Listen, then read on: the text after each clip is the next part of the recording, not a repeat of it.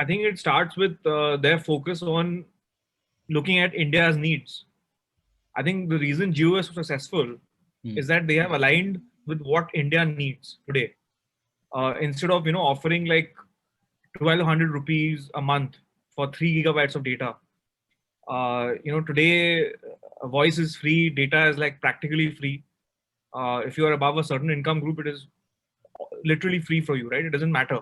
The cost almost doesn't matter. So in that sense, I think it's a great model for how to think about building a business in India, because I mean they've shown that there is a lot of value to be created if you just cater to what Indians need. A lot of people, believe that this is not a market that's worth going after. But it's the classic, that business school trope about the bottom of the pyramid, and servicing the needs of that customer, making things easier for them. I mean, obviously, all this has also been enabled by kind of good public policy work, good governance on the digital side of things. The India Stack and other kinds of technologies that have come in with Aadhaar. I mean, for example, for Jio to enroll so many users, to kind of capture so many users so fast, they would not be able to do without eKYC.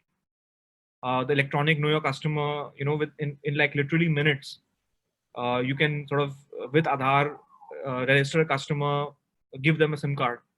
In the old world, it would take like probably days, if not several days. Right. So that sheer speed of acquisition was enabled also by many good initiatives on the digital side by the government of India. So in that sense, I think it's a great kind of case study almost for businesses who believe somehow that the poor or the lower income groups are not customers. I mean, today everyone is on the same quality network, one of the best networks in the world, one of the most high capacity networks. Imagine the kind of usage that this network is supporting. I mean, we're talking about hundreds of millions of people consuming 10 gigabytes a month. That's massive. I mean, imagine the scale of this. So much to learn for, frankly, corporate India from what Reliance Industries has delivered. Right. So definitely, so India offers a large consumer base, right? No other country has this kind of size. I mean, only China compares, but China is not really an open market. So all the people who say that the internet is being splintered, well, internet was already splintered. Thank you for realizing that now, because the Chinese internet China was already shut off. Right. All these companies. Right. So what India offers is size. What India offers is a lot of headroom for growth. Right.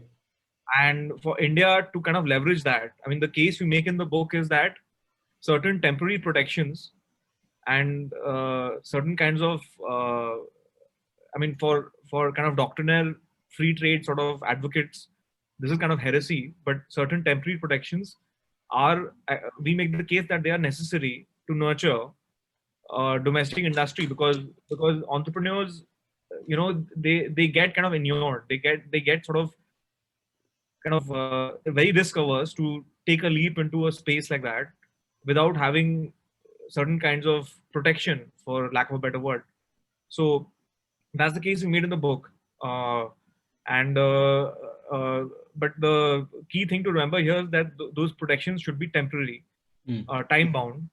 And obviously, we don't want to get into a situation where that businesses are surviving based on tariff protections. So that is the risk. But I think that is a very well recognized risk in India, given the history that we've had with, kind of import barriers and tariffs and so on.